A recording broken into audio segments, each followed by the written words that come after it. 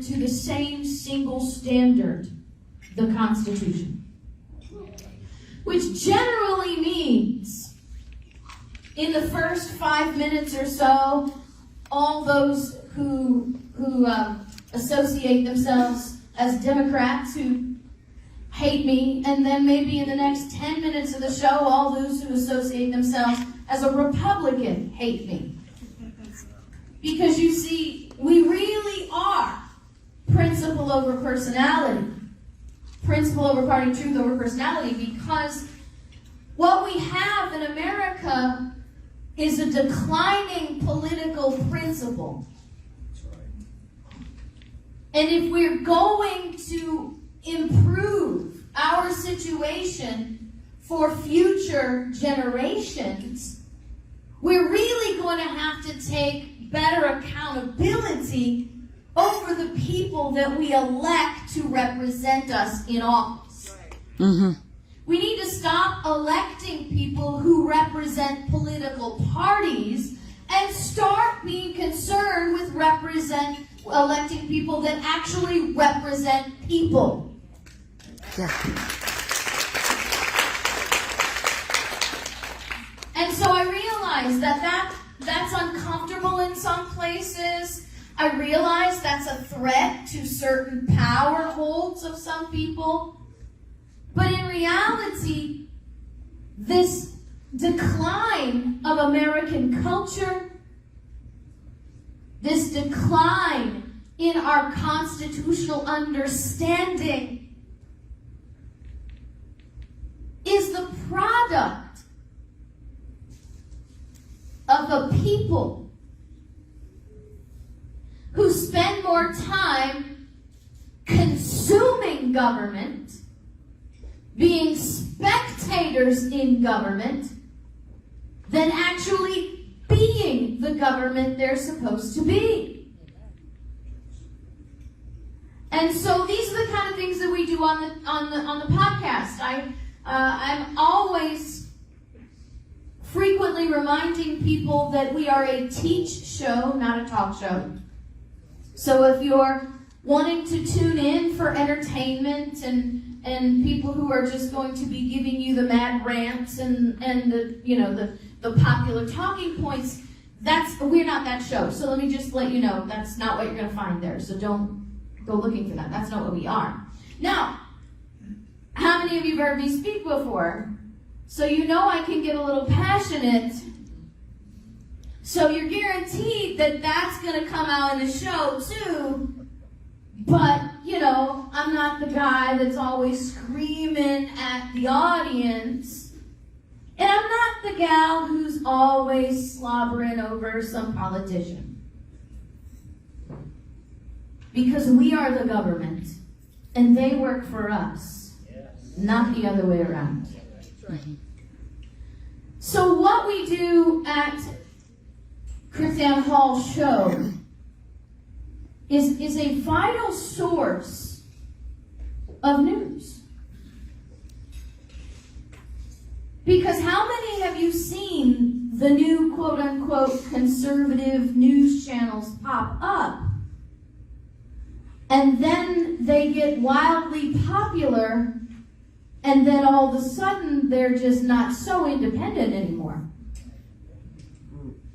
And you're hearing the same news wire talking points regardless of who you're listening to. See, that's the key. If you can go from one news program to another news program and hear the same sentences, you're no longer getting an independent channel. And so we have to learn to be discerning about that. We have to learn to be critical thinkers. And that's part of what we hope to teach at the KrisAnne Hall Show.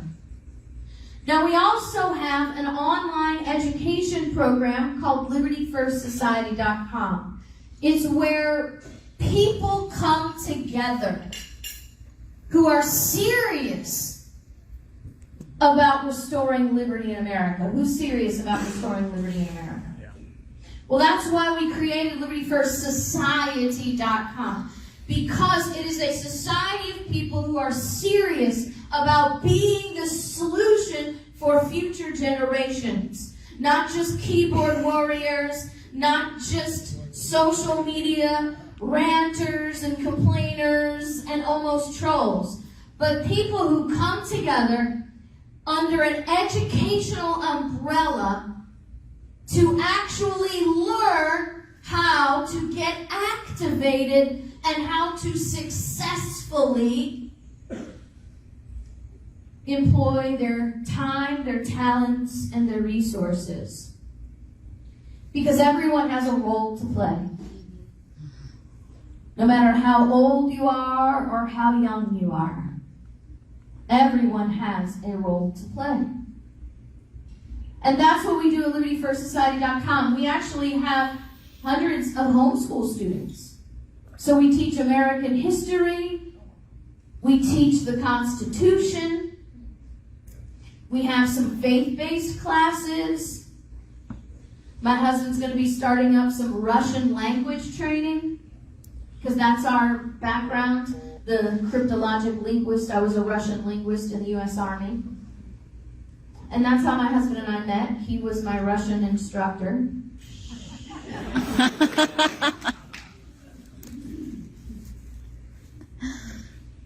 So the education that you get at Liberty First Society is so simple, and you're going to see a little bit of that tonight. Is so simple that 6th graders grasp it. I mean, not just get it, but grasp it. And yet there's so much depth and so much detail that the serious scholar learns as well. We have groups on law school campuses of Liberty First Society students because I have law students who realize that they're not learning in law school the truth about the Constitution. And as a student of Liberty First Society, they also know that we haven't been teaching the truth about the Constitution in law schools since 1833.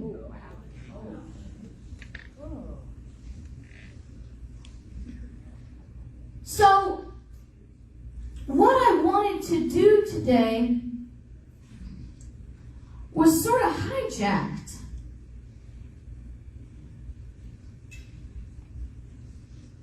We're going to be teaching tomorrow at the church. I'm going to be teaching tomorrow at the church. Remind me where and when that is. Church of the Word, tomorrow at 4 p.m. And we're going to take a solution-based objective there. I'm going to show you not just what's wrong, but how to take what you have and move forward. What are the solutions to this? And I guess I should just to give you a little spoiler. There are no magic incantations. It's not a red pill, blue pill thing. And it's not something that you should expect is going to happen overnight. It's taken us over 170 years to reach the level where we have an administration that boldly speaks the words of Marxism, communism, and oppression. 176 years to get there. Now, that can be overwhelming and kind of depressing and be like, hey, KrisAnne, why do I even try? If you're telling me it took 176 years to get here, I don't have 176 years to get back. But if not now, then when?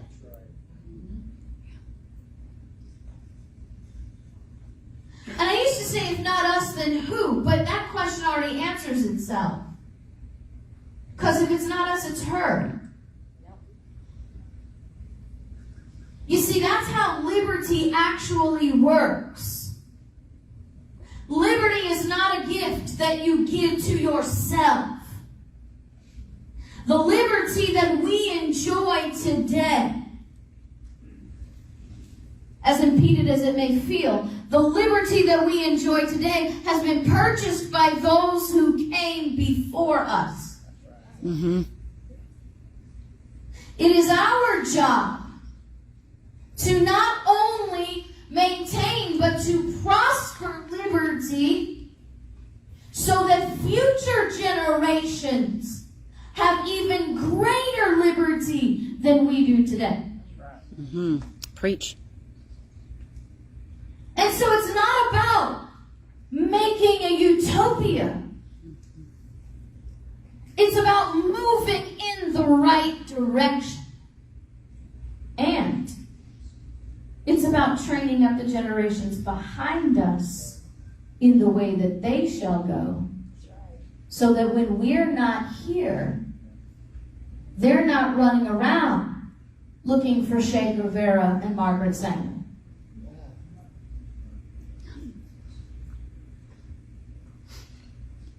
So there is enormous responsibility that falls upon us. And our founders felt it. Samuel Adams said this way, when we tamely suffer a lawless attack upon our liberty, when we tamely suffer it, when we just allow this attack on our liberty to keep going, without pushing back, without saying anything, without getting active, without resisting, when we tamely suffer a lawless attack upon our liberty, we encourage it. We encourage the attack on liberty by saying and doing little. And Samuel Adams said, it's a serious consideration that should weigh heavy upon our hearts. That ages and millions yet unborn will be the miserable sharers of our experience.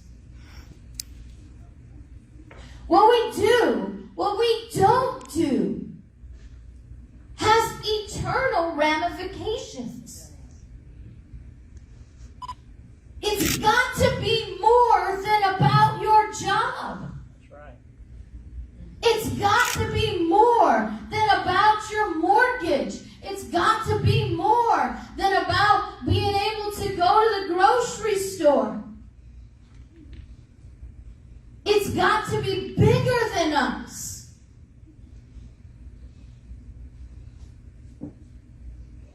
Because we are promised that it's always darkest before the light. As a historian, and as Patrick Henry said, I have but one lamp by which my feet are guided, and that is the lamp of experience. I know no way to judge the future, but by the past. You know what the future looks like when you study history. The first course that every student takes at LibertyFirstSociety.com is a history of the Constitution class that I teach. I call it the genealogy of the Constitution. How many of you have had it here? 700 years of history that created the foundations for our Constitution. In that 700 years of history, how much of what you see today was happening back then? All of it. Just generally or specifically? Specifically. So you learn from that 700 years of class exactly what happened over those 700 years is exactly what's playing out today. Why? Because human nature never changes.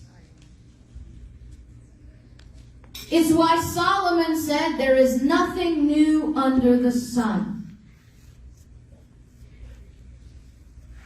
So we have to be focused on the solutions. But before we can do that, we have to get a foundational education.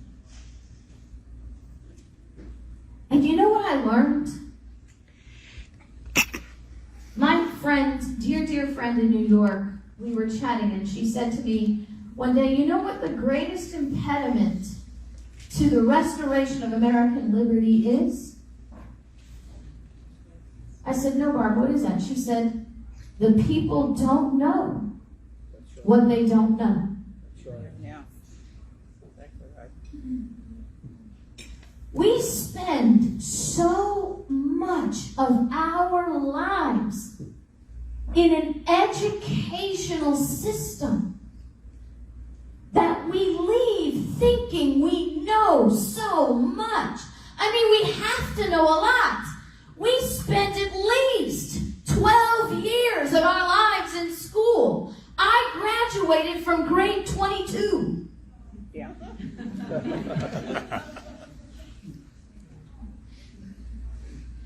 So we have this idea that we know so much, and yet do we? Do we? No. So I started off doing this for my classes. Everybody ready for a pop quiz? All right, there are rules. No cheating. No peeking in your pocket constitutions. No searching on the internet. And if you think you know the answer, don't say it out loud. I don't even want you to lip sync the answer, because I don't want your neighbor cheating off you, because you may not know what you don't know. Just saying. So those of you who've heard me teach before, the first quiz question should be an easy one. This is my giveaway, if you've heard me teach before. There are 5 liberties in the First Amendment. To yourself, not out loud. Don't even lip sync. Name all 5 liberties of the First Amendment. Now, when I visit a group for the first time, and I've noticed this over 12 years, and since I've been asking this question now for 12 years, and for 7 of those years, I taught on average 260 classes a year in over 22 states every single year. So I had a broad sampling. And since I started teaching it, there's been national polls and media and stuff that ask the same question. And you know what was interesting to discover? That they found what I knew from experience. That in any given group, 10 people, 3,000. Only 2% of the people present can name all 5 liberties. And that's why I started asking this question, because this is really important. If you don't know what you don't know, how do you move forward? If you don't know what your rights are, how do you know they're not already gone? And if you don't know what your rights are, that kind of tells me you're not busy exercising them. That's right. Because really, the only defense that you have is knowing and exercising your rights. How can you defend what you cannot define? And then here's how this impacts us even further. Think about this. Every single person you elect to office, state, local, federal, all take an oath. I do solemnly swear I will support and defend the Constitution of the United States, and if they're state and local, they make an oath to the Constitution of your state. Are you really vetting their qualification for that job if you don't even know what the Constitution says? I mean, are you sick and tired of electing people that say one thing and then get to office and do something completely different? and they give a good speech, and maybe they can quote a founder, but when it comes time to voting, they vote against your rights? Well, there's a saying, if you do the same thing over and over again, expecting different results, that's the definition of insanity. So maybe we need to change the way we vet the people that we vote for. Maybe the first question out of our mouth shouldn't be, what party are you affiliated with? Mm-hmm. The first question out of our mouth ought to be, tell me the 5 liberties of the First Amendment. If they're running for state or local office, tell me in which article, section, and section is freedom of religion in the Missouri Constitution.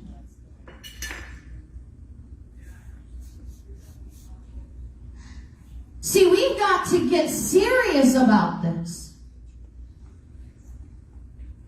Because we've been deceived long enough. And now they think they've put the nail in our coffin with voter fraud.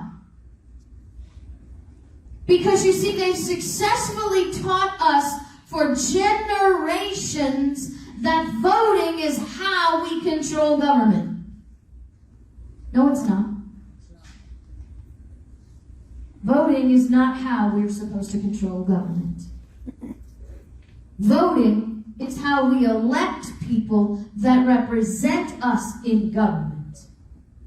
Controlling government is what we do every other day of every other year. Mm-hmm. And when we do that, we have to have an educational foundation to do that. But when we do that, voter fraud becomes really irrelevant. Because you see, when we acknowledge that voting is not how we control government, then we also can acknowledge that it doesn't really matter who wins, because we're going to do the same thing no matter who wins. Mm. You see, if the candidate that you were supporting in the election didn't win, that's not the time that you huff in your chair and say, well, I guess I'd better get ready and find a new candidate. No, that's the day you say, all right, well, I got to be in their face every day. I got to remind them of their duty. I got to remind them of their obligation to me. And I got to remind them that there's consequences for what they do every single day. We have a friend in Pensacola, Florida. I'm sorry, not Pensacola. In Panama City Beach, Florida, who single-handedly has taken down a long-standing corrupt city government. And he did so by doing what each of us should be doing. See, he wouldn't have had to sacrifice so much of his life and his time to do this if everybody in the community was working together to do it.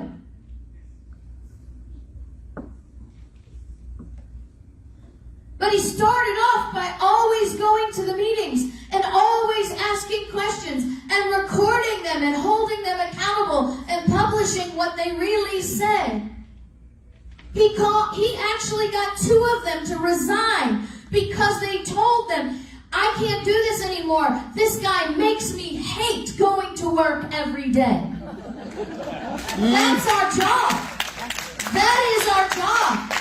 That when they're not securing our rights, they ought to feel miserable every day they wake up to go to work. That's our job.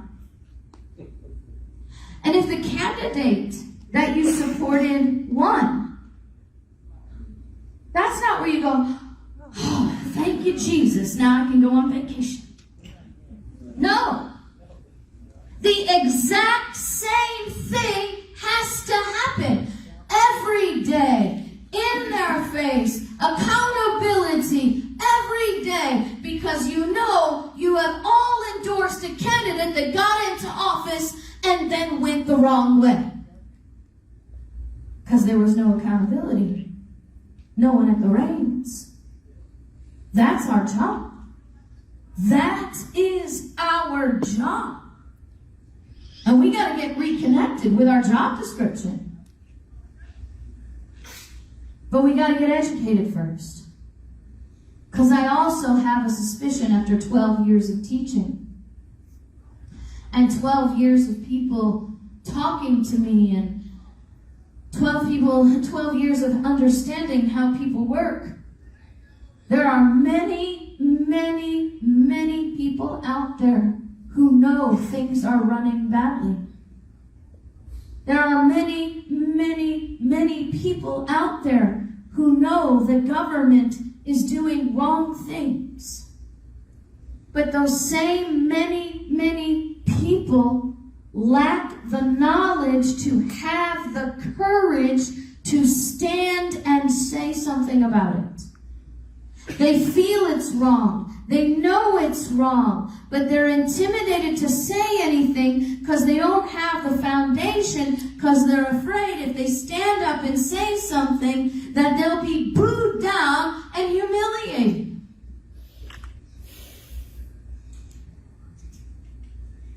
And that might happen.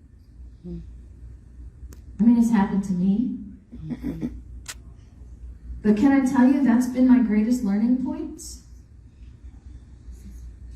We need a boldness and a courage back in the American people. Mm-hmm. Yes.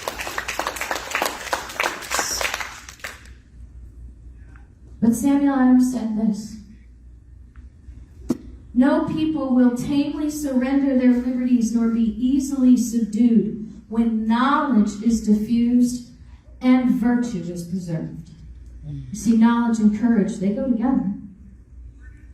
He said, on the contrary, when the people become universally ignorant and debauched in their manners, they will sink underneath their own weight without the aid of foreign invaders. Can we admit that we've lost more liberty at our own hand in the last 3 years than we have in foreign invaders in 250? Yes.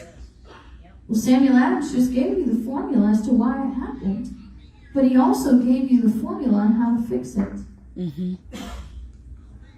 Freedom of religion, freedom of speech, freedom of press, the right to peaceably assemble, and the right to petition the government for a redress of grievances. You have to know your rights to defend them.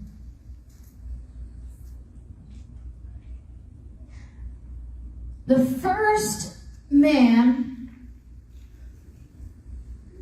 to knowingly give his life sacrificially for our independence from Great Britain was not Nathan Hale.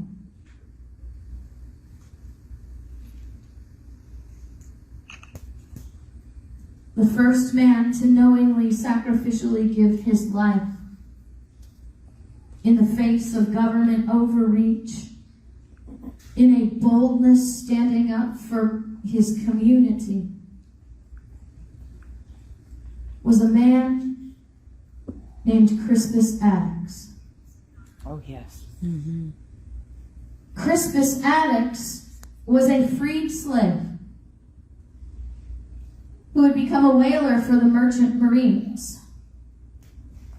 His ship was docked at the Boston port when he heard an alarm go off on his ship.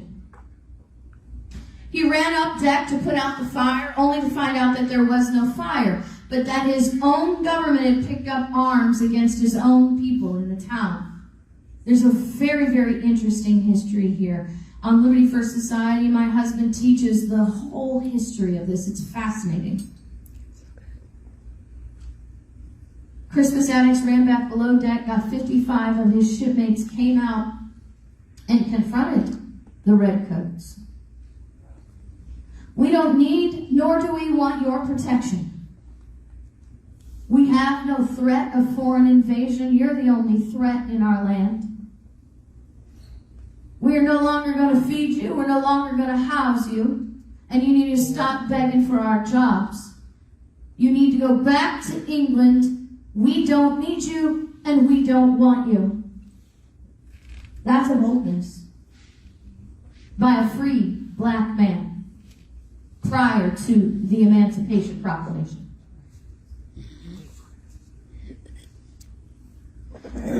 Crispus Attucks was fired upon and died in the Boston Massacre. And until July 2nd, 1776, the Boston Massacre would be celebrated annually to honor those people. There was actually a poem written about Crispus Attucks. Honor to Crispus Attucks, who was leader and voice that day, the first to defy, the first to die, with Maverick, Carr, and Gray. Call it riot or revolution. His hand first clenched at the crown. His feet were the first in perilous place to pull the king's flag down. His breast, the first one rent apart, that liberty's stream might flow. For our freedom now and forever, his head was first laid low. Call it riot or revolution or crowd or mob as you may. Such deaths have been the seed of nations. Such lives shall be honored forever. The Boston Globe reports that more people turned out for Crispus Attucks' funeral than they had ever seen before. Over 10,000 people turned out to honor Crispus Attucks.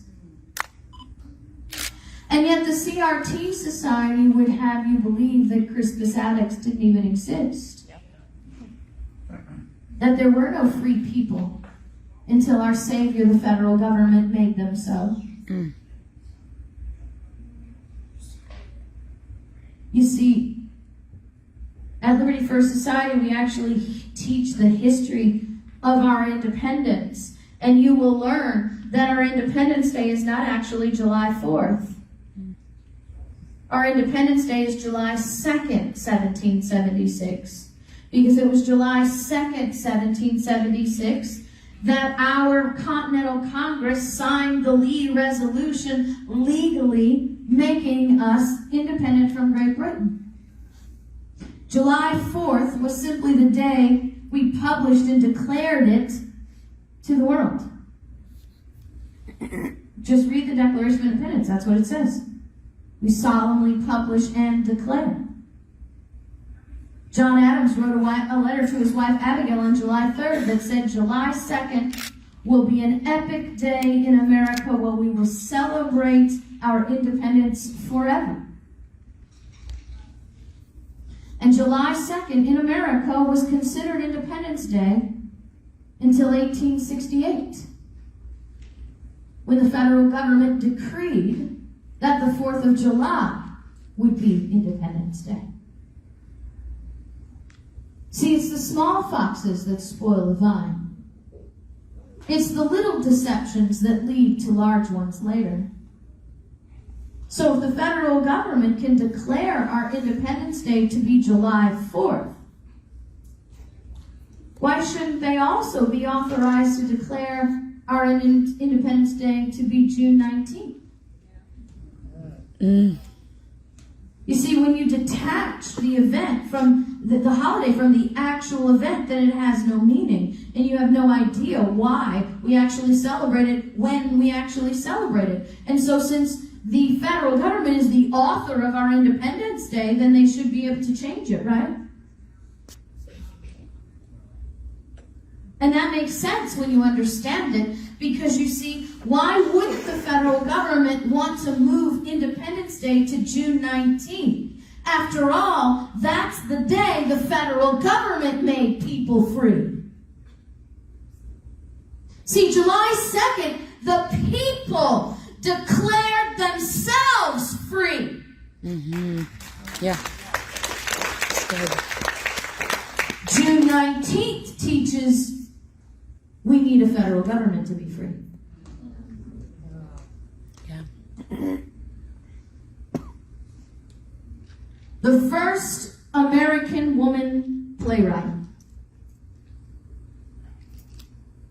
She wrote Shakespearean-style plays in the form of satire to poke fun at the British government and encourage the liberty movement. The first American woman historian. She wrote a 3-volume set called The Rise, Progress, and Termination of the American Revolution, and she said, I have to write this history because I lived it. The first American political advisor, first American woman political advisor, was an advisor to James Madison, George Washington, John Adams, to the men that we call the fathers of our country. She was their advisor. And she's all the same woman. First American woman playwright, first American woman historian, first American political advisor. Her name is Mercy Otis Warren. How many of you is the first time you've heard of Mercy Otis Warren?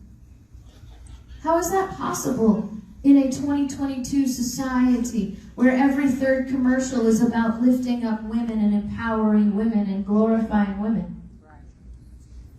Why wouldn't our history books be glorifying, be recognizing, be commemorating the woman who held 3 American firsts all at one time?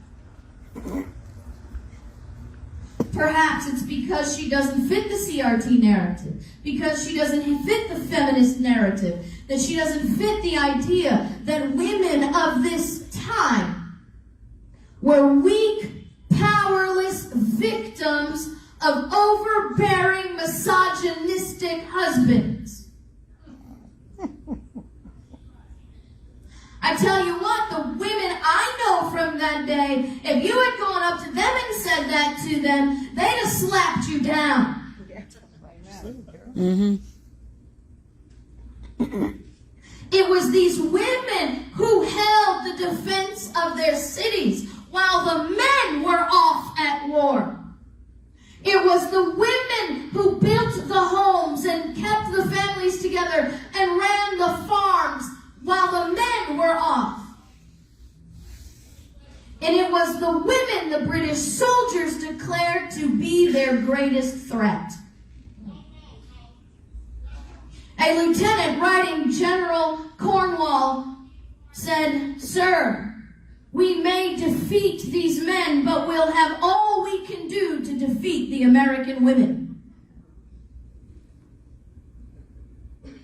And yet, from top to bottom, from the late Ruth Bader Ginsburg down to the kindergarten teacher, we teach that women were irrelevant, powerless, and not honored in the foundation of America. Mm-hmm. So much so that I read the dumbest things in writing. I actually read an article the other day in a scholarly magazine talking about the travesty of the fact that women are not mentioned in the Constitution. Excuse me, that is stupid, because men are not mentioned in the Constitution either. The word is people. And if you don't think women are people, that sounds like a you problem, not a me problem. Amen. But you see, we got to know what we don't know. And these might be just little trivial facts, but they should indicate to us how lacking our education has been. How lacking. So what I wanted to do today, now remember tomorrow at 4 o'clock, we're really going to get into some practical application learning. But you see, we have been hit in the current events realm with a barrage of misinformation and disinformation about the things that have been happening around us. So I thought thought that I would do today a little fact checking for you. A little fact checking of the mainstream media and your politicians, just to help you out. You see, not just simply so you know the facts, so you can discern who is lying to you. Because I have also discovered that many people don't know who's lying to them. I'm still, and I always hesitate, but if you haven't figured out, I'm a kind of plain-spoken person, and I just call them like I see them. Anybody offended by that? No. Well, if you are, I'm sorry. It's just the way it is. I'm absolutely stunned by the number of people that still spend all day watching Fox News. Mm-hmm. I mean, I'm flabbergasted. There's no truth that comes out of there. It's all propaganda. And it's been that way for a very, very long time. I have a class on the Ready First Society. We're going to get just a little bit of snippet of it today, about presidential powers. And in that class, I play a clip from Megyn Kelly when she was on Fox. And she had a Fox expert on, and they were talking about the power of the president. And the Fox expert, he's the conservative guy, right? So he must be a real expert. Said, well, it's just, what can we do? When the founders created the office of the president, they created an office with an enormous amount of power. And the president has a great deal of autonomy to do what it is that he does. And Megyn Kelly said, yeah, you're right. Now, what you don't hear on the recording is my head exploding. No, baby, it didn't really explode.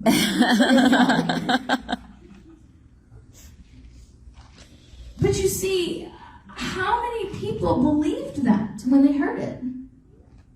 How many people have you heard repeat that? Well, the president has a large, he really has a great deal of power. And there's a lot of autonomy in the hands of the president to do what he does. So it's been a long time.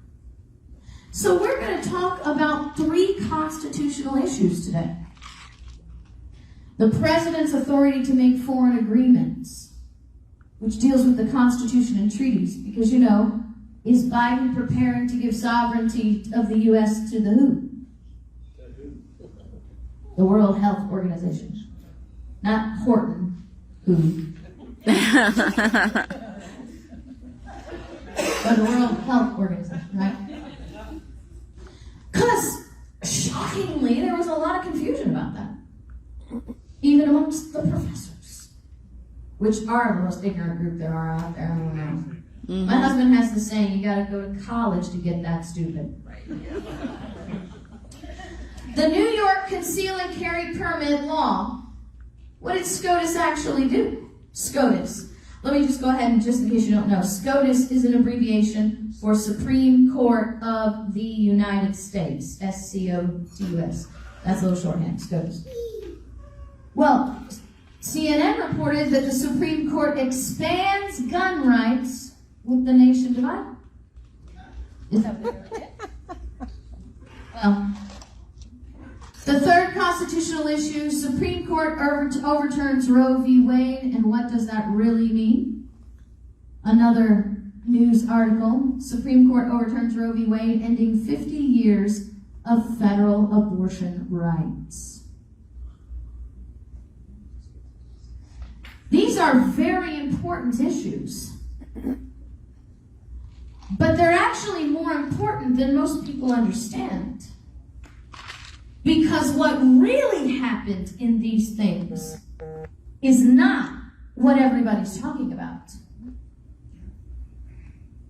And what really happened,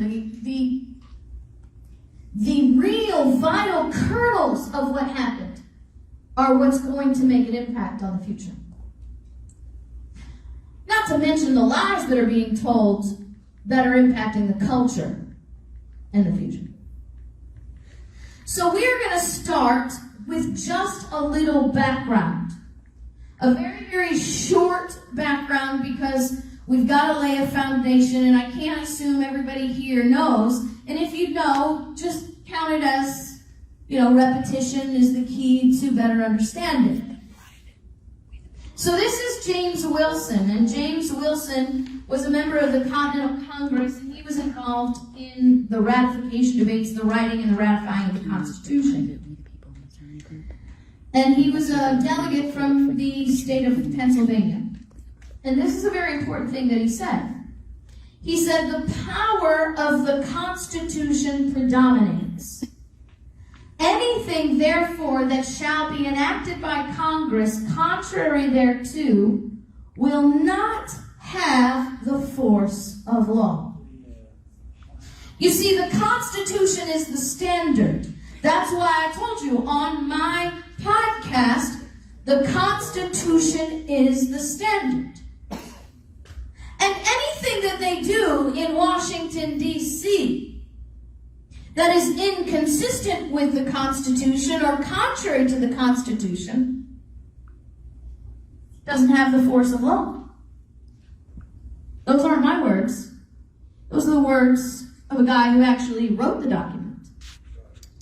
Really, the only relevant opinion in the whole discussion. So what binds you to something that has no force of law? Do you have to obey something that has no force of law? No. What makes us obey things that have no force of law? Fear, ignorance, and addiction to comfort. We're so complacent and compliant in our comfort, so pacified in our prosperity, so lazy in our luxury, that we are afraid to stand because we don't want to lose what makes us comfortable. Which is why Thomas Jefferson wrote in the Declaration of Independence that people will tend to suffer evil while evil is sufferable, and that it takes a long train of abuses for people to come to their senses. So why has it taken us to get to the degree of communism that we have today before the people are standing up and getting involved? When we started 12 years ago, in Obama, and people were beginning to learn. And then things sort of sloughed off a little bit. And then it wanes and waxes. And then Donald Trump became president. And the constitutional educators, the people who do what I do, we all called it the Trump slump. Because all of a sudden we had a presidential savior, so there was no reason for anybody to do anything else. Nobody wanted to study the Constitution anymore. Nobody wanted to learn about their rights. Nobody wanted to do what they wanted. Nobody wanted to get involved. Why should I? Donald Trump's going to fix everything. Got complacent. Got pacified. And that's the only way this administration can actually be. That is the only way an administration like this gets to be in power. When we comply. Because you see, compliance is consent.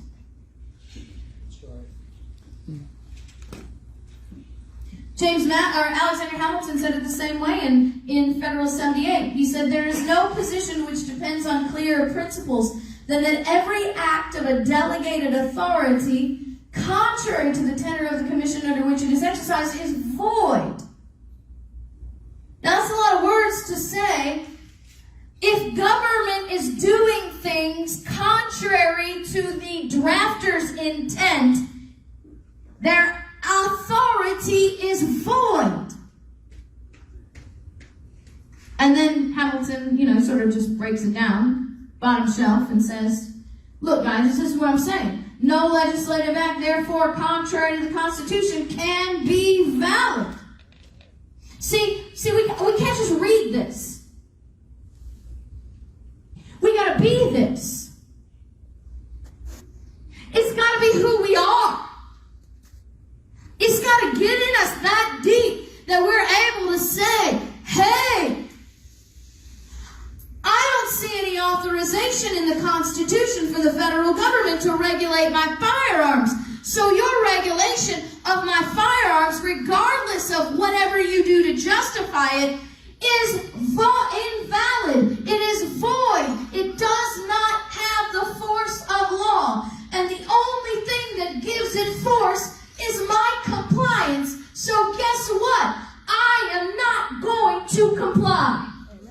Yeah. I mean, it's got to be in you. It's like that. Because you see, things don't change until the I will not comply turns into the we will not comply.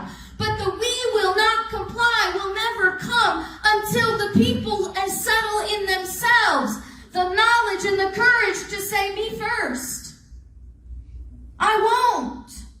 I will not validate an invalid authority with my compliance. And I will not, remember what Samuel Adams said? Encourage the invalid authority to inflict oppression on my children and grandchildren. Because that's what we do with compliance. We encourage the invalid authority to inflict oppression on our children and grandchildren in a day and a time when they yet cannot fight for themselves. See, this is the basic foundation. We've got to know this. The Constitution is the supreme law of the land. Anything outside the Constitution or contrary to the Constitution is null and void. And guess what? You have all you need to make that decision, to make that discernment.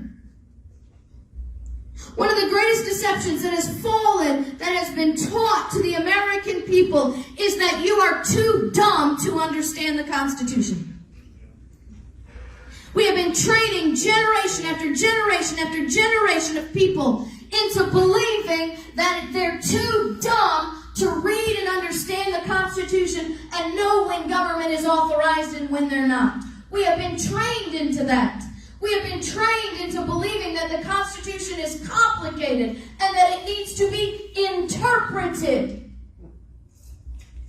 The Constitution is not written in Mandarin Chinese. It does not need to be interpreted. It is a contract written in English that needs to be applied using the principles and practice of contract law, which is very simple. You do contract law every day. Most Americans don't realize it. You engage in contract law every single day. Yep. Anybody here study your Bible? Yep. You have all you need to do. You have all the wisdom you need to know how to read and understand how to apply your Constitution. And I'm not talking about divine intervention. I'm talking about tools. If you understand how to read your Bible and apply what you learn, those are the exact same tools you use to read the Constitution and understand how it's to be applied to government. It's a simple term called hermeneutics. Which is a big word that just simply means the people who wrote it hold the meaning to the document. And you don't get to make it up as you go along. And they know it. These people that deny it, they know it. They do. Because I've been in the panels with them, with the town halls, the panels, and the debates with them. I was invited by some students of the Federalist Society to a panel. They call it a debate. I don't like debates. I think debates are dumb. Because number one, I'm never going to change the mind of the person sitting next to me I'm debating.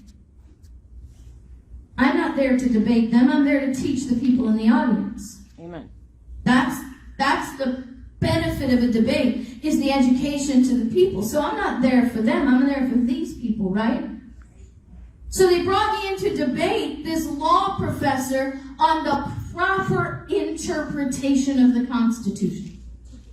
And I was, of course, to represent original intent. Now, the other professor had a resume of all resumes.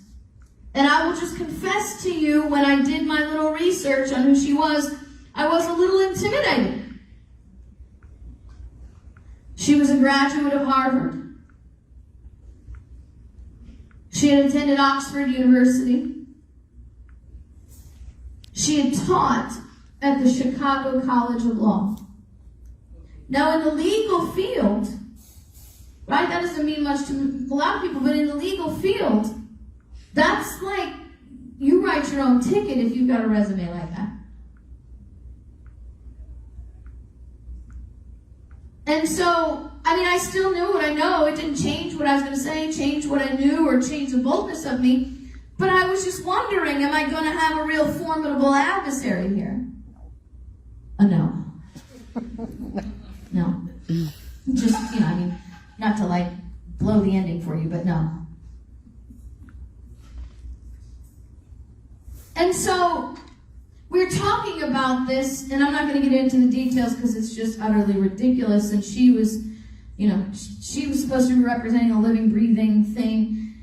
And I love analogies, so I posed this to the audience. I said, the Constitution is a contract, and I realized that some philosophers, legal theologians, like to say that it's the contract theory, which is puzzling to me because the people who actually wrote the document called it a contract. And if the people who wrote it called it a contract, I don't know how you can now sort of reduce that to a theory, but that's what they do. And I said, okay, so let's take an understanding that the Constitution is a contract, and we have to use contract law to properly apply and understand what it means. Contract law's most basic principle is a term that we call the meeting of the minds. When you don't understand what a segment of what the contract says, or a term or phrase in the contract, you go to the point in the contract where the people sat down and had their agreement, the meeting of the minds. You don't run to the judge to make up a meaning. You go to the people who wrote the contract and ask them what they meant. Then inevitably you'll have some professor say, oh, well, it's just, we can't possibly know what they meant because, they're dead, and how do we ask them these questions? Well, silly person, they wrote reams and reams and reams at the time of the debate telling us what they meant. And in the 12 years that I have been actively engaged in these discussions and these debates, I have never, ever been presented with a question, not even the most clever, because everybody thinks they're clever, the most clever questions. I have never been presented with a question that the founders themselves didn't already ask and answer. Wow.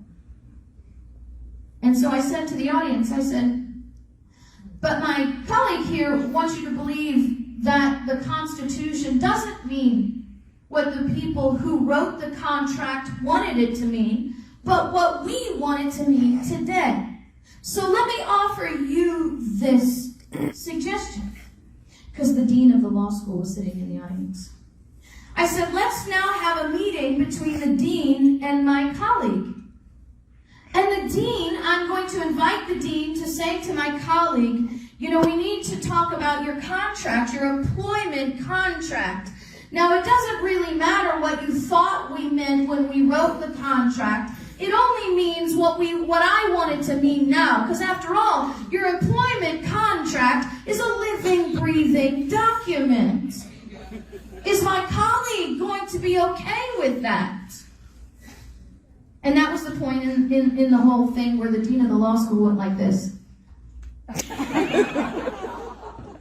And I knew it was over. That was like my mic drop moment.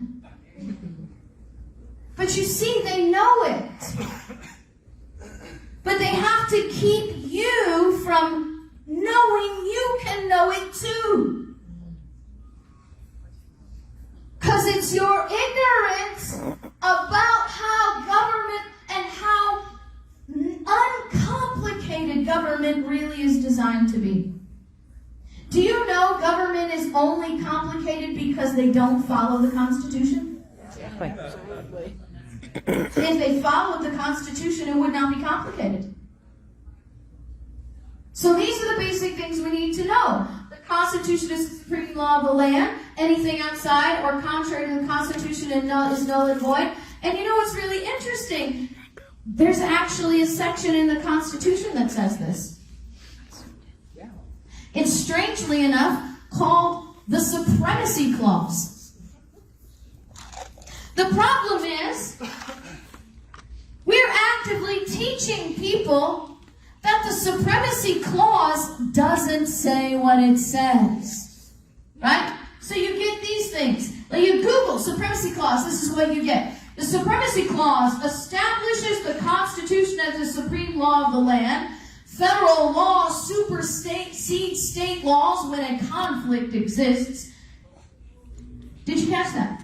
So they say, okay, the Supremacy Clause establishes the Constitution as the supreme law of the land. It does.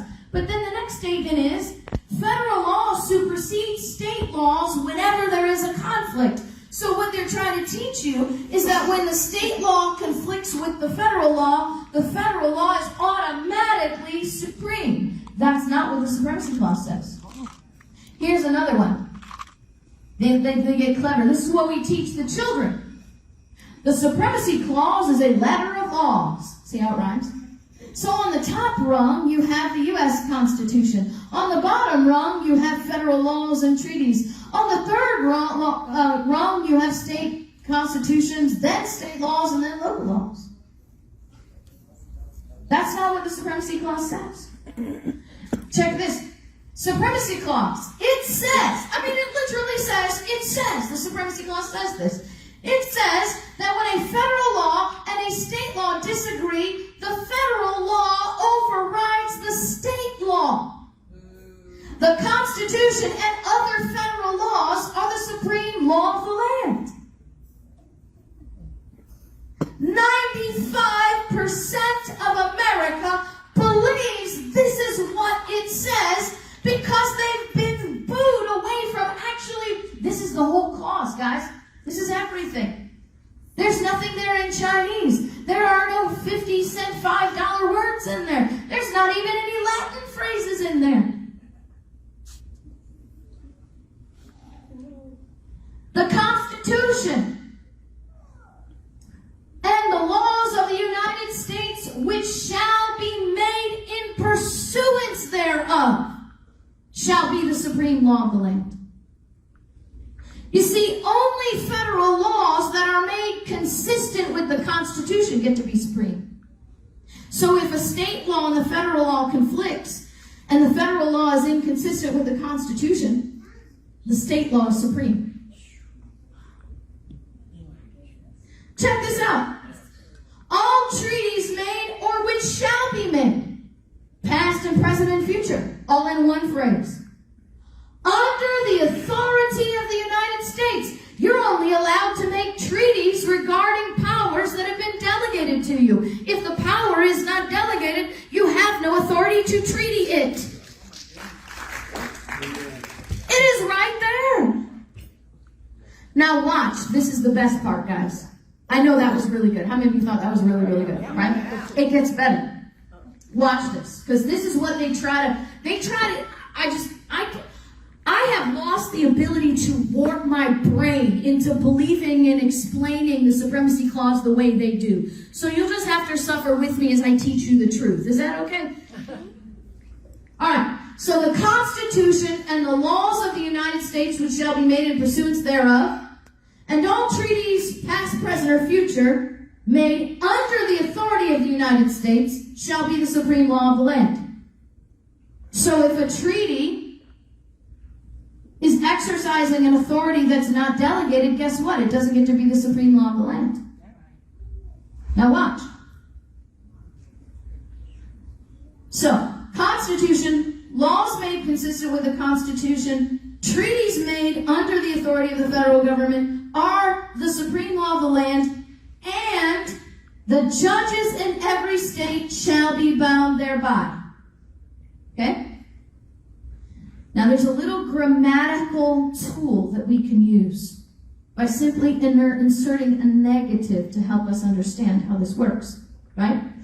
Laws of the United States which shall not be made in pursuance thereof, and all treaties which shall be made not under the authority of the United States shall not be the supreme law of the land, and the states shall not be bound thereby.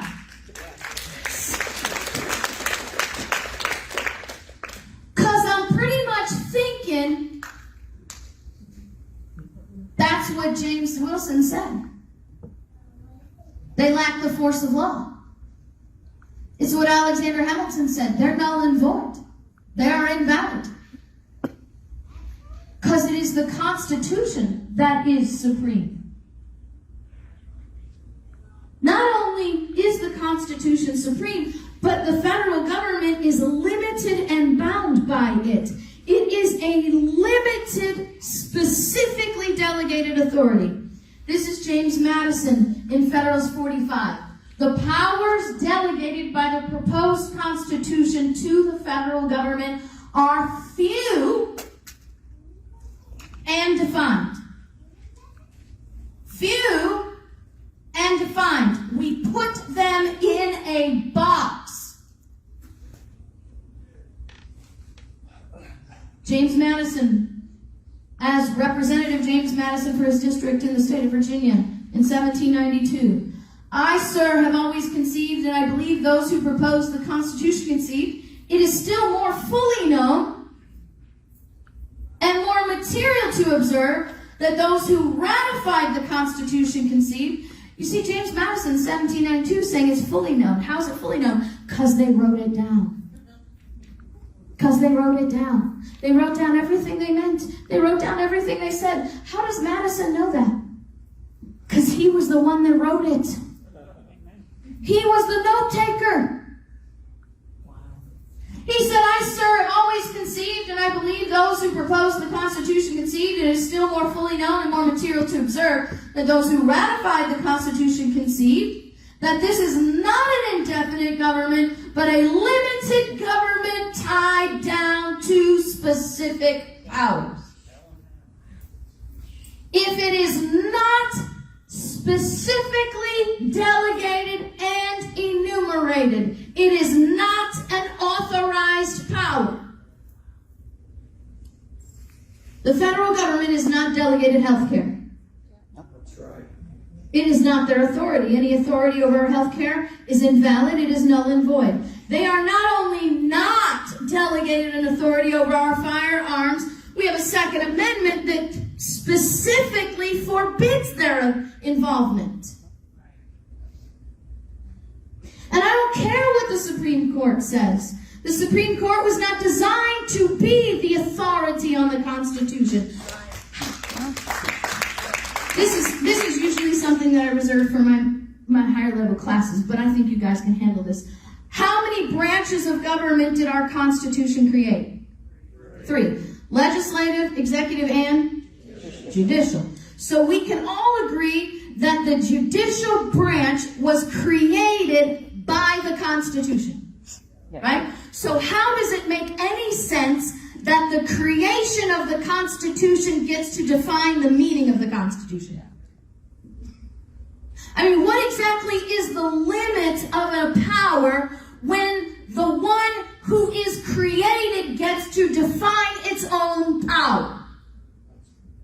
And that's what we do when we decide that the Supreme Court is the ultimate arbiter of the Constitution. Because they're not. That's not who they were supposed to be. And if you want that depth, you have to go to Liberty for Society and take my judiciary class.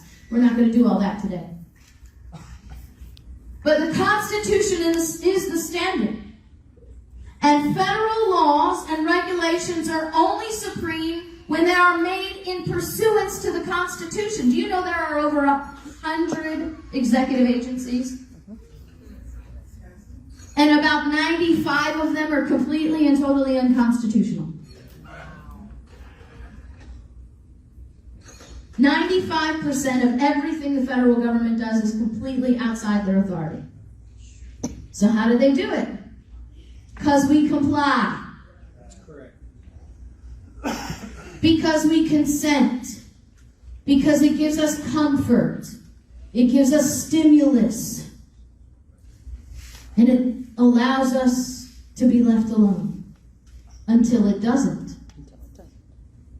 And that's where we are. Because I'll just be totally honest with you. The kind of government I want is the kind of government that has so little authority I never even know it's there.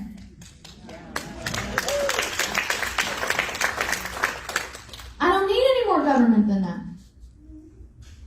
The only purpose I have for government, as written in our Declaration of Independence, is to secure my rights. When my ability is imperfect to secure my own rights, then I need society to come link arms with me and help me secure my rights. That's the purpose of government. That's the only purpose of government. It is not government's authority to regulate your rights, to define your rights, or to even limit them. And I don't care, sorry, new shoes. I don't care what the Supreme Court says. Federal laws and regulations must be consistent with delegated authority. Treaties are only supreme when made under the authority of the Constitution. Only supreme when they're treatying things the federal government already has authority. And the authority of the United States is specifically delegated and enumerated. Alexander Hamilton writes in Federalist 83. This is one of those moments for me when I read this. Like, it's, for me, I don't know about you, for me it's always the most simple things that I'm like, duh, right? Those moments. Is what he says. An affirmative grant of special powers would be absurd as well as useless if a general authority was intended. Why in heaven's name did we spend all that time and all that energy specifically listing in Article 1, Section 8, the authority of Congress, if what we really meant is that Congress could do whatever they wanted to do as they were making it up and they went along? What is the purpose of telling the president what he can do if we really meant for him to have all the power he wanted to do whatever he wanted to do? What was the purpose of excluding jurisdiction from the federal courts if we really meant, whenever that felt good, they could kick in and help us out? Mm-hmm. You see, a specific list of authority is absurd if you don't actually mean it. So Biden preparing to give sovereignty of the U.S. to the who? Well, guess what? The president doesn't have that authority. That's right. See, this is Article 2 of the Constitution. Article 2 is the complete chapter on the office of the president. The complete chapter. The 12th Amendment just simply talks about his election. The 25th Amendment came later. But when you're talking about delegated authority, it's just Article 2. And you know what's really interesting? Because it looks like it might be a lot. But guess what? The whole 2/3 of Article 2 is describing the president. You don't get into the powers until you get into Article 2, Section 2, Clauses 1, 2, and 3, and Article 2, Section 3. You know what's amazing is that the President of the United States has practically no autonomy at all. The only things the President of the United States constitutionally can do by himself is to offer reprieves and pardons for federal crimes. Only federal crimes. And to give the State of the Union address, and to call an emergency session of Congress if they're in recess. Those are the only three things the President can do all by himself. Yep. Everything else the President has authority to do, he must do in concert with either the entire Congress or just the Senate. He doesn't need to do anything by himself. And that was on purpose. Those don't affect people. Executive orders are issued as the CEO to give directive to the agents of the executive branch. People are saying, oh, you don't believe in executive orders. Well, George Washington wrote executive orders. Number one, I never said I didn't believe in executive orders. Number two, yes, George Washington did write executive orders. But executive orders have a very limited purpose. It's a memorandum of instruction from the CEO to their employees, and that's it. That's right. That's the sum and total of an executive order authority. And any authority that reaches outside the executive branch from an executive order is null and void. Period. Here's another one. The President of the United States is not the Commander-in-Chief of the military. All the time. The President of the United States is only the Commander-in-Chief of the military when Congress calls them into service. When there is a formal declaration of war, then the President gets to be the Commander-in-Chief. Anybody know the last time there was a declaration of war? World War II. World War II. The War Powers Act is a completely and totally unconstitutional legislative act. It is contrary to the Constitution. It is an attempt to amend the Constitution outside the amendment process, and it is null and void and has no legal authority. Yeah. But treaties, right? And what did Hamilton say? We made a list. Why in the world would we make a list if we thought that the president could do whatever they want? Do you know why they limited his power? So he wouldn't be a king. You do not want a president of the United States who can fix America. Absolutely. You should not be searching to elect a president of the United States that will fix America, because a president of the United States that will fix America is not a president, he is a king. And he has to do a lot of things he has no authority to do. Now watch this. Treaties.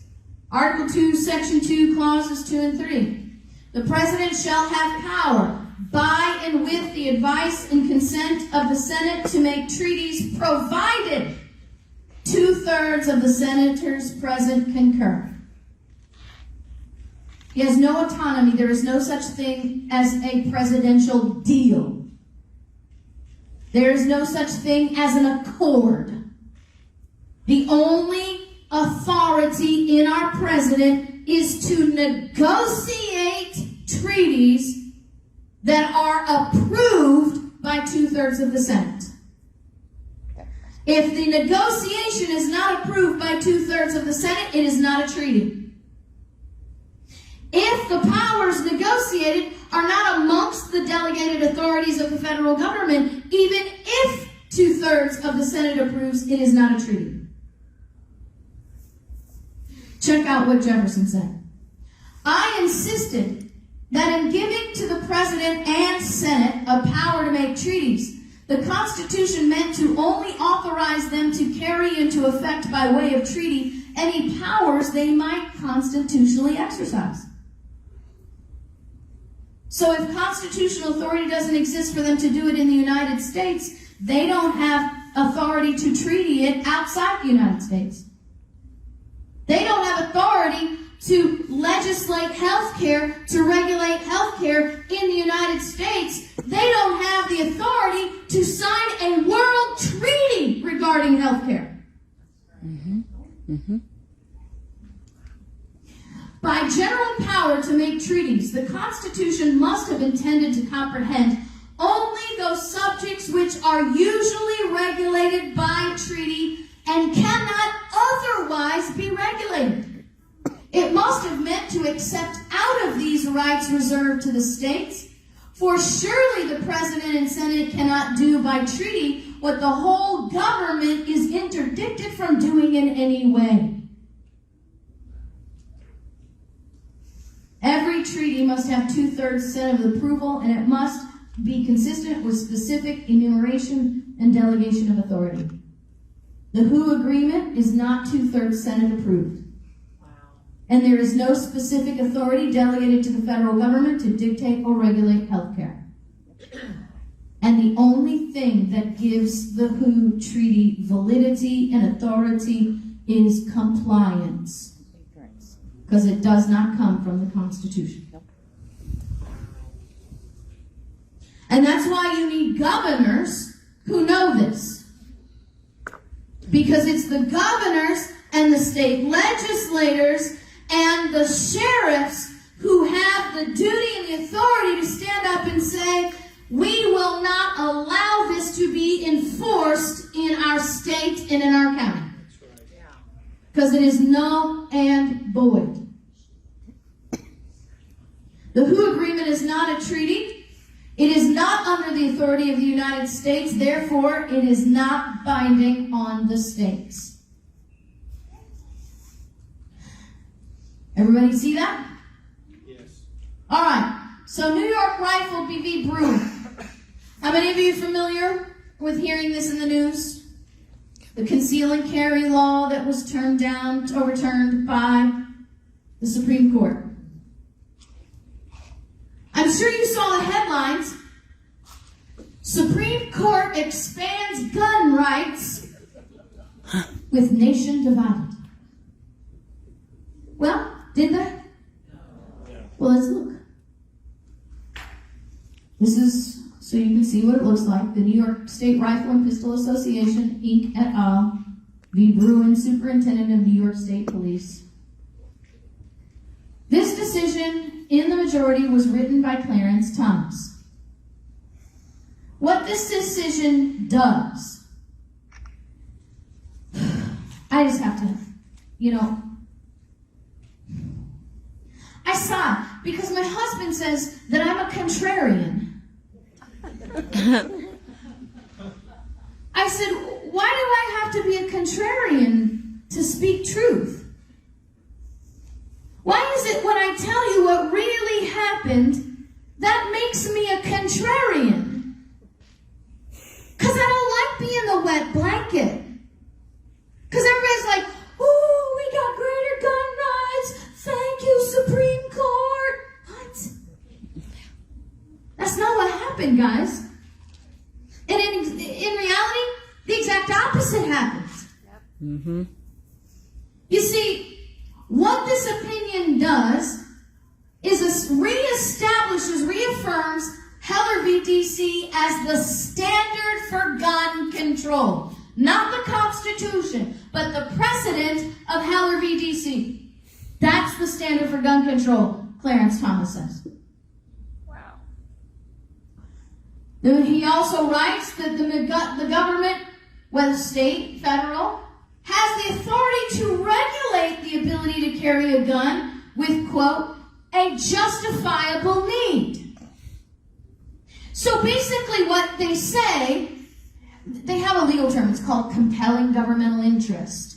And now they're starting to use this new sort of looser term, which is even twice as concerning, called justifiable need, right? So basically what that means is that the court believes that if the government can provide a good enough excuse, their need trumps your rights. I mean, that's what it says, and that's what this opinion says. The only thing that Clarence Thomas says is that New York went too far.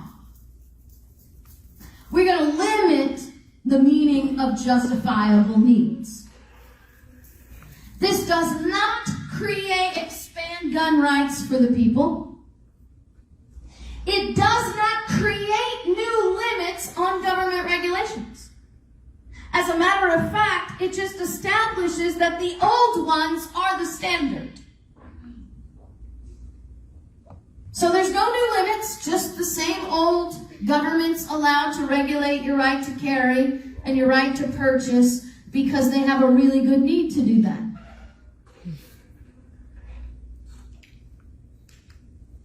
This is Justice Kavanaugh, who wrote in his concurring opinion. First, see, I know how this goes, right? I have read so many of these things. I know why they say what they say when they say it. And you can't get around the fact that they're politically influenced. Oh, yeah. I mean, they're human beings, okay? Human beings who are watching revolutionary anarchists hang outside their houses. See, I don't think, and this is not the contrarian part of me, this is the cynicist part of me. See, I don't think these guys were really motivated by our rights to overturn this law. I think they were more motivated by their experience in realizing, hey, people might need to have a gun when they leave their house, because look at what's sitting outside mine. So the irony is, the threats the liberals were making on the Supreme Court justices actually created this opinion that they hate so much. So in the politicization of the world and being human being, he wants you to know, not you, but the liberals. He's talking to the liberals here, guys. This opinion changes nothing. That's what he's telling you. This opinion changes nothing. We are not removing gun regulations. We are not outlawing gun regulations. We are not removing concealed carry permits. As a matter of fact, we're telling you we think they're okay. He says, first, the court's decision does not prohibit states from imposing licensing requirements for carrying a handgun for self-defense. See, they don't get the whole shall not be infringed part. In particular, the court's decision does not affect the existing licensing regimes known as shall issue regimes that are employed in 43 states. We're not ending gun control. We're actually telling you we believe it. Wow. Now, when you read this opinion, it's really very stunning. They actually go through the text of the Second Amendment. And they actually analyze the meaning of the words line by line by line until they get to shall not be infringed. And then they don't. They don't talk about what shall not means. They talk about what people means. They talk about what militia means. They talk about all the stuff about arms. What are arms? What does that mean? Well, the people in the Second Amendment are definitely the people, just like the people who are filing this case, so they have standing. And a militia is not government regulated. That's everybody. We know that's militia. And arms. Well, arms, we know what that means. That's what we use to defend ourselves. And, you know, we said in Miller v. U.S. that if the Army has it, then the people can have it. And that's the arms. That's what we call arms. But when they get to shall not be infringed, nothing. They don't talk about what does shall not mean. What is the definition of the word infringe? Why? Because if they spent 2 seconds on it, it would destroy their entire argument. Mm-hmm. Because they know. They intentionally avoid the only phrase that destroys their argument because they know what it means. Now, Now, here's the crazy part. Because when you read what they wrote and you understand what they mean, they're not even saying that New York's rule on permitting is bad. What they're saying is how they enforced it was bad. The rule's okay, just don't enforce it like you do. This is what he's saying. Unlike New York's may issue regime, those shall issue regimes do not grant open-ended discretion to licensing officials and do not require a showing of some special need apart from self-defense. So see, the Supreme Court does this quite often when they write their opinions. They actually send instructions to the government on how to rewrite their bill so it'll pass Supreme Court muster. So here's what you got to do. You can keep your law, New York. You just have to instruct your agents a little bit more clearly. So it's not arbitrary. So what the court actually said about gun regulations? The ability of the government to regulate your right to keep and bear arms is based on the government's justifiable need.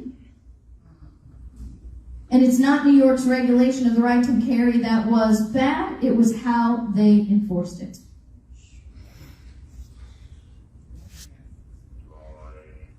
And it's not rocket science, guys. Anybody hearing this? Yes.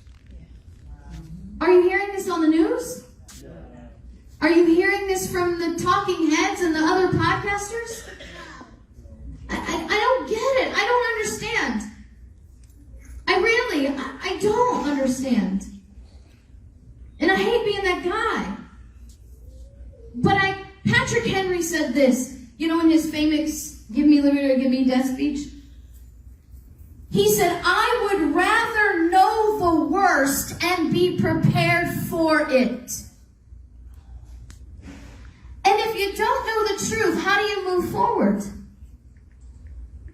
See, how many people do you know are out there applauding and praising the Supreme Court for making our gun rights stronger?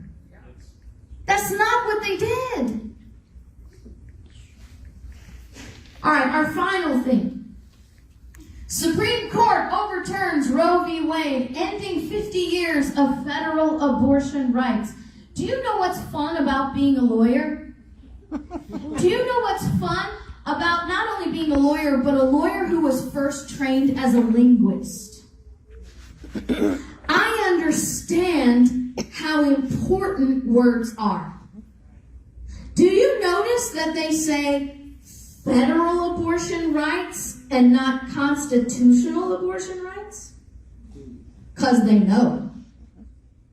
Because they know abortion was never included in the enumerated rights of the Constitution. See, they know. They know that it was a right invented by the federal government, not a right that naturally exists. How do you have a natural right to end the nature of life? That is an oxymoron. You don't get a natural right to end the nature of life. And that's what the Constitution recognizes. Not constitutional rights, but natural rights. When I refer to these things as constitutional rights, I'm speaking in the vernacular of the court. But in reality, there is no such thing as a constitutional right. You see, I'm a wordsmith. That's the tools, right? Dentists have drills and terrible things. I don't know. Sorry, guys, dentists out there. I don't know why that popped in my head, but every trade has their tools. In my trade, words are my tools. They're my art. They're my brushes. They're my color. They're everything.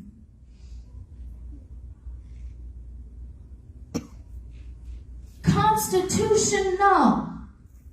That suffix AL means to be derived from. When you say constitutional rights, what you're saying is your rights are derived from the Constitution. The only reason you have rights is because the Constitution gives them to you. That's what constitutional rights means. But that's an impossibility, because your rights preceded the Constitution. The Constitution was written as a result of your inalienable natural rights. They're natural, A-L, because they are derived from the laws of nature. And in the right to keep and bear arms, just a little bonus for your educational dollar, exists a natural right. Samuel Adams said this: among the natural rights of the people are these: first, life; second, liberty; third, property; together, number 4, with the right to defend and protect them in the best means possible. Your right to keep and bear arms is a natural right derived from the first law of nature, the duty of self-preservation. Everything that is enumerated in the Bill of Rights, everything that is included as a right through the 9th Amendment is based in nature and natural rights, not constitutional ones.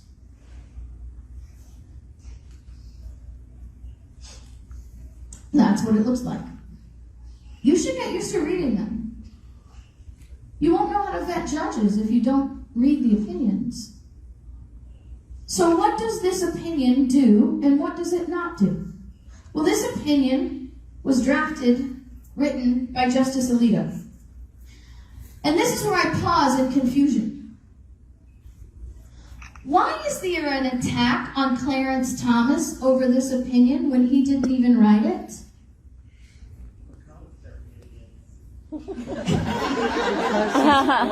You know, that's really Occam's razor. When you remove all possibilities, the only thing that remains must be what's true, no matter how impossible it may be. Yeah, they're all just idiots. So what does this do? This opinion recognizes. Pay attention to my words. Recognizes. It does not declare. It does not decide. It does not create. This opinion recognizes that abortion is not a federal issue. See, that's the most important thing that comes out of this opinion. The single most important thing that comes out of this opinion is that the Supreme Court recognizes that abortion is not a federal issue. And you're going to want to know that. Because right now, every politician is campaigning on it. Nancy Pelosi's already been giving her little eloquent speeches. Sarcasm. About how you got to get out to the polls and we're going to pass legislation to undo what the Supreme Court did. Hey, Nancy, the Supreme Court said it's not a federal issue, which means Congress can't legislate it. No, that's legislation. You codify through legislation. When they said it's not a federal issue, it's not under congressional purview to legislate.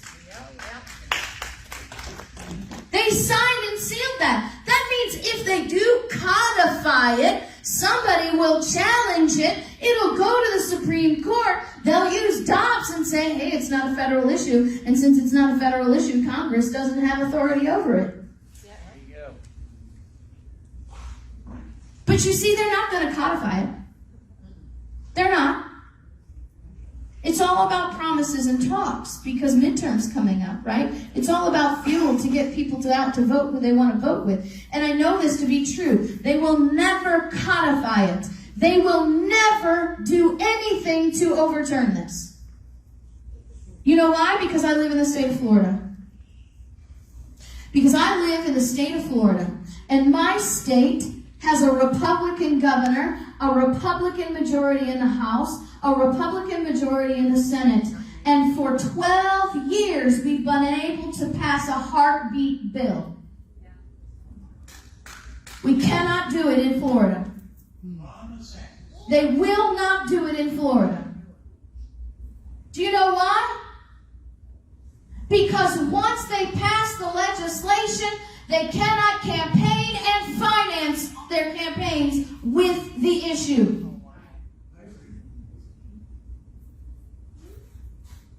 We have been fighting for over 12 years to get a simple heartbeat bill, and the Republican leadership will not even allow it to come to vote. In a Republican majority and a House and a Republican majority Senate. Why? Because if they pass the legislation, then they can't campaign on it anymore. And now the Democrats have a golden cow. Endless coffers flowing at them on a promise that they will never fulfill. So the best thing this does is it says abortion is not a federal issue by showing, number one, abortion is not enumerated in the Bill of Rights, and abortion, number three, abortion does not fit under the 14th Amendment as an unenumerated right. This is really awesome. This is one of the best things that comes out of this opinion. Because the federal government has been using the 14th Amendment to siphon all the power from the people in the states to the federal government. It's been like this black hole of unlimited authority. Everything falls under the 14th Amendment. Therefore, everything is a federal power.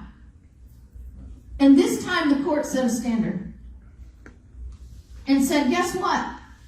If there is not a long-standing history of and we're not talking 60 years, a long-standing history of society recognizing something as a natural right, then it doesn't fit under the 14th Amendment. If they keep this up, you could possibly see a lot of lawsuits coming forward and a lot of power being stripped from the federal government.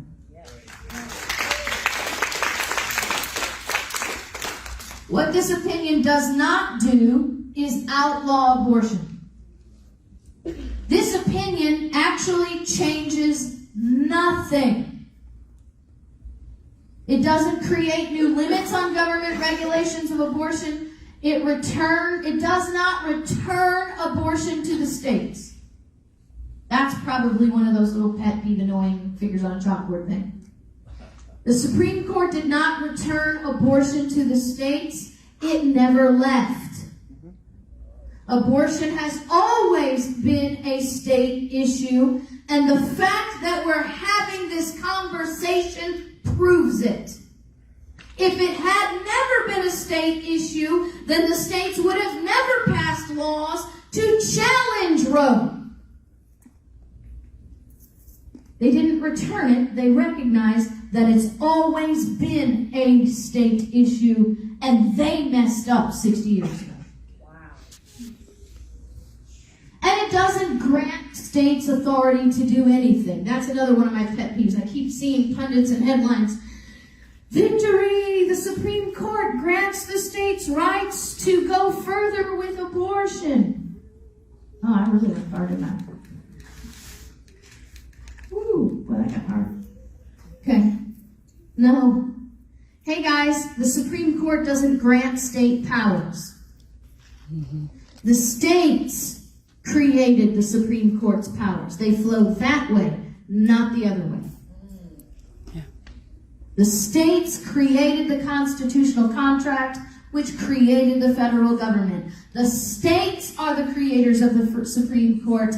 Every power the Supreme Court lawfully exercises is a delegation of power from the state. The Supreme Court does not grant state authority. The states grant the Supreme Court authority. Remember, an affirmative grant of special powers would be absurd as well as useless if a general authority was intended. There's the power of the Supreme Court. It's even less than the president. Wow. Less. Watch this. This is Article 3, Article 3, Section 1, Section 2, Clause 1. To all cases affecting, this is the jurisdiction of the federal courts and the Supreme Court. This is really, really important. To all cases affecting ambassadors, other public ministers and councils. To all cases of admiralty and maritime jurisdiction. To controversies to which the United States shall be a party. To controversies between two or more states. To controversies between a state and citizens of another state. To controversies between citizens of different states. To controversies between citizens of the same state claiming land grants under lands under grants of different states, and to controversies between a state or the citizens thereof and foreign states, citizens, or subjects. That is the total jurisdiction of the federal government's courts right there. Nothing more, nothing less, nothing else. Does anybody see what is conspicuously missing there?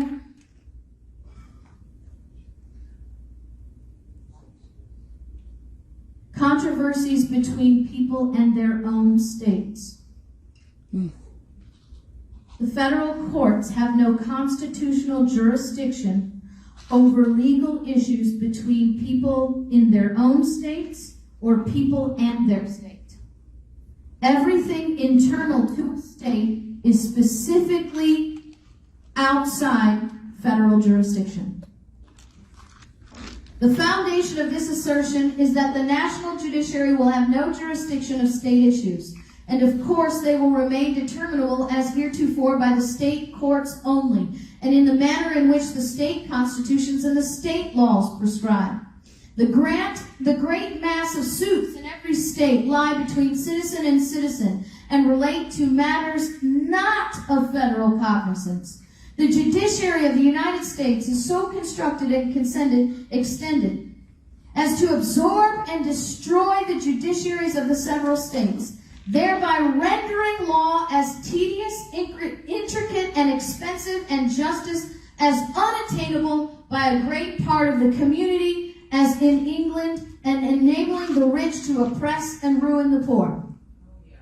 You see, this is why Madison says, okay, George Mason is saying, look, you cannot give the federal court all this jurisdiction. You will make legal matters so unattainable to the average person that they will be completely deprived of their property and rights, just like they were in England. Madison says, no, wait, that's not possible, because the great mass of suits in every state lie between the citizen and citizen. They're not federal issues. So the majority of the legal issues will remain in the states, where they will be handled locally. And that's why Article 3, Section 2, Clause 1 eliminates federal jurisdiction for internal state issues. So this does not happen. The irony is the liberals want to run around and say that they're there trying to protect the poor people. But every time they create another federal issue, they're actually engaging in the rich to oppress and ruin the poor. Roe v. Wade was never a federal issue because it was a matter between a person and their own state. A jurisdiction intentionally left to the states alone and purposely excluded from the federal government, and it was never a federal issue because it's not a right.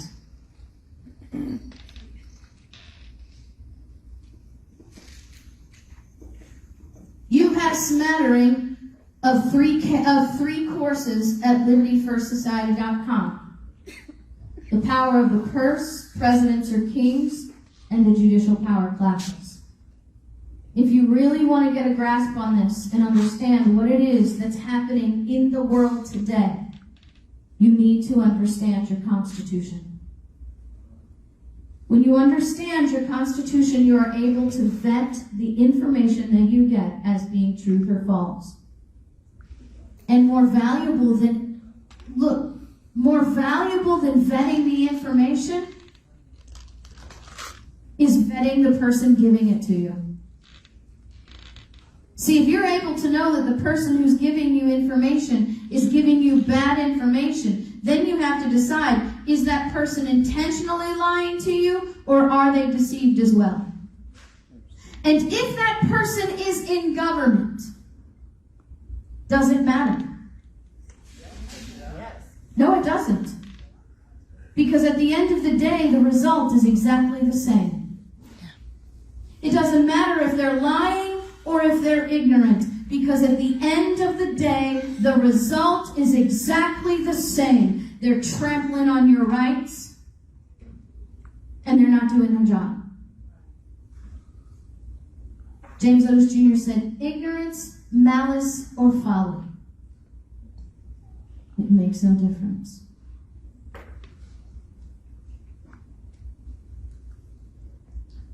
So I was going to show you a video, but you already saw this. How many of you have seen our video non-compliant? Oh, we've got some people. All right, how many of you have not seen our documentary non-compliant? All right, I'll show you the trailer really quick.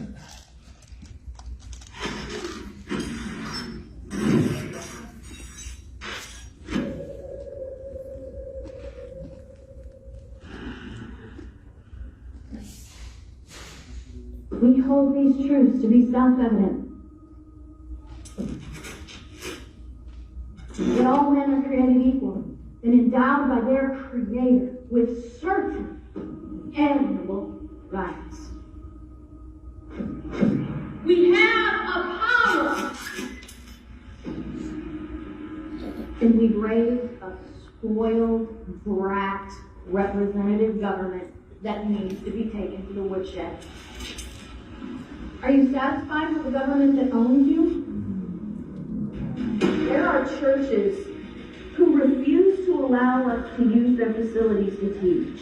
Unspoken or even sometimes spoken rule that religion and politics don't mix. You wouldn't dare speak out against the government or somehow resist. Christians have to be involved in politics. God commands it. Every turn of event through history hinged One person will stand up, upon a single person. and then everybody else will stand. A gym member, surrounded by a crowd of supporters, was placed in handcuffs. A Tampa Bay pastor has been arrested, sentenced to a week in She jail, also and tore up a cease and desist letter. We have a posterity waiting for us to say, we will not comply, so you will be free.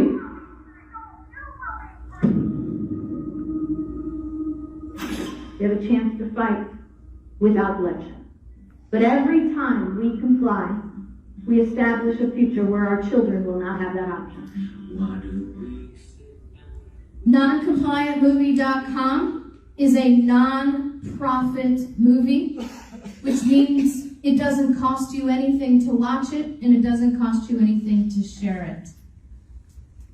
But what will it cost you to not have this information? And so we want to encourage you to go to noncompliantmovie.com to watch the movie, to share it. It's all over. There are people posting it all over. It's posted on YouTube, on somebody's channel. You can go to YouTube and watch it. I don't know who it is. I don't have a YouTube channel anymore. They kicked me off, so that's why I didn't post it there, but nonetheless. Now, we are about to release this October the sequel to Non-Compliant, which is conveniently called Non-Compliant 2. The Sheriff. This documentary, in the same style, how many of you learned a lot from Non-Compliant? I mean, was it inspiring as well? I mean, because that was what we were hoping for. Well, now we take the education about the role and the duty and the purpose of the sheriff, and we bring it to you with the same kind of impact. So watch this trailer for our Non-Compliant 2. I've got a voicemail on the church phone. The voicemail was from the New Mexico State Police, and the officer said that New Hope Revival Church is non-essential and must shut down. I knew I needed to connect with the sheriff. I knew it was the chief law enforcement of the region. I remembered getting to attend a KrisAnne Hall seminar in Albuquerque. and she had talked about the Shire Reeves. And I said, listen, I want to know if you'll stand for godliness. And he looked me right in the eyes and he goes, Pastor, I will defend you, even if it means I got to go to jail myself.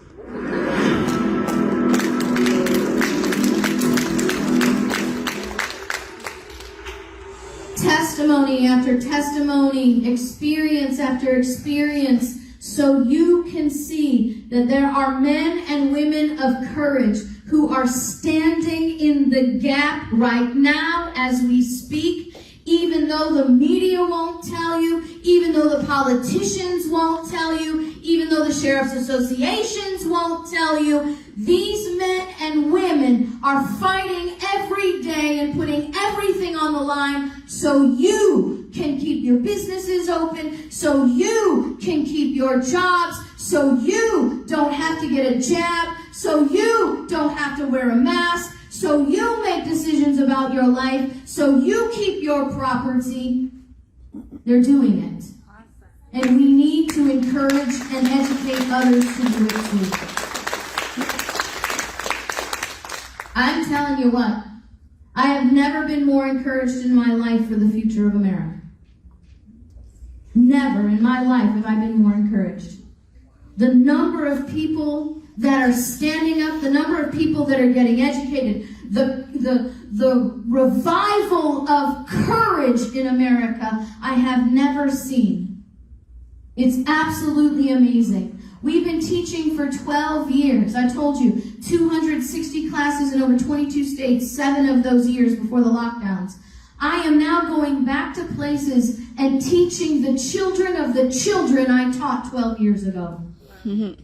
We are raising generations, and we're watching people stand. And I'm trying to tell you, don't look at what you see on the TV. Don't look at what you're being told, because you're not being given the whole truth. People are standing, communities are coming together, and people are doing it now. And it's growing. It is growing. There is a growing movement of young people. I know what the media and the politicians throw in front of your face every day. Those people, those young people, are a minority.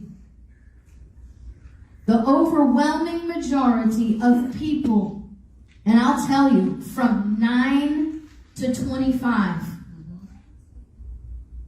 are people who love America, who are getting educated, who are understanding more than we were ever given the opportunity to understand at their age, and they know what's important, and they're already ready to make a stand. I know, I have one. I have more than one, actually. I have a 16-year-old son, and all his friends work for me. That's awesome. And I will tell you, just in his circle, don't come to Tampa with that stuff. Because it's not going to work. And it has absolutely nothing to do with who the governor is. It has to do who we are. Continue your education with LibertyFirstSociety.com. You can actually just put your camera on that little QR code, and it will bring you to the website. It will be the best membership that you have ever had. You can give it as a gift membership. We have dozens of classes. We add more all the time, and we are going to promise you that we will always give you original source information. And that's the only thing that you can really rely on.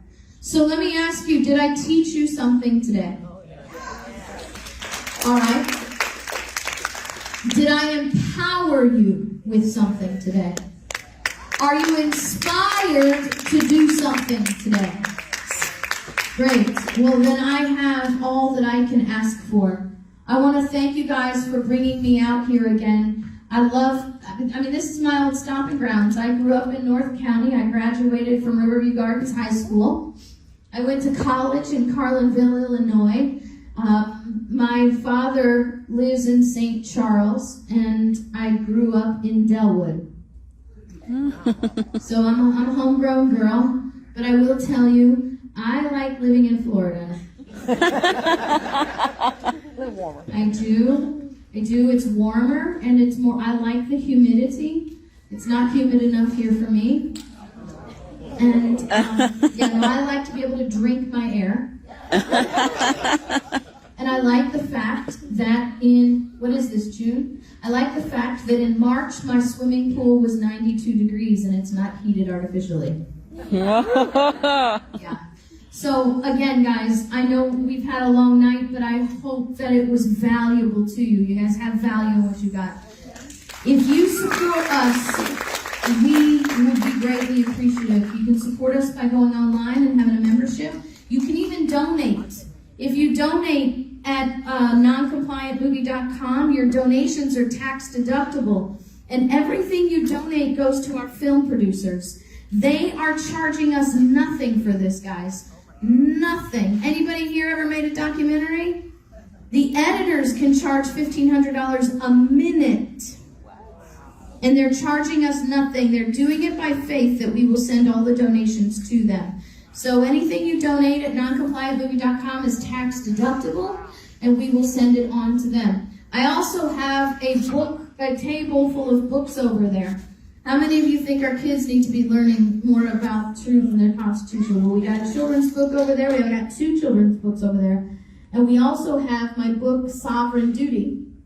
We'll teach you about the sheriff, teach you about your right to keep and bear arms. We'll teach you about the contract that the states made to create the limited and defined federal government and much, much more. Now, we usually charge $15 a piece and 4 for $50. But you guys are the lucky beneficiaries of the fact that we had some health issues and I couldn't come this week. So what I'm going to do for you guys is give you a deal of 3 for $30. So $10 for a book if you buy 3 for $30. And let's see how many of them we can get sent out there so I don't have to have them shipped home. Mm-hmm. Yeah. And again, don't forget, tomorrow, 4 p.m., Church of the Word. How many of you can think of at least 3 people who should have been here with you today? Yeah? So invite them to come tomorrow, 4 p.m., and I guarantee it will be something completely different, but just as powerful. Do you want to come up and... Okay, yes, ma'am. So you're in a room full of leaders here? Yes. These folks are across the entire state of Missouri. If we wanted to show this, a lot of us meet at least monthly, some of us weekly. If we wanted to start showing this, certainly pay for your Liberty University. Is there a way we can do that and show it at our meetings each week? Absolutely. Absolutely. You can. We have groups all the time. Just contact us and okay, my husband handles that part. I have no idea how it works. But if you contact me, and I will get you to my husband with the right information, and you can disseminate to the leaders on how they can form their own Liberty First Society study groups. And we'll get you guys set up that way. Okay? And then when you get the studying done, you can go and share it. Now these can be used as, I don't know, I'm trying to remember how Missouri Homeschool Law works. But we actually, the courses have downloadable PDFs. They have questions. Some of them have questions. We're working on testing to go along with them. So you can do as much or as little as you want to learn from these things. Do you want to come and dismiss? So everybody, thank you so much. I hope you have a great weekend. And I hope that to see everybody tomorrow at Church of the Word. Did I get that right? Thank you.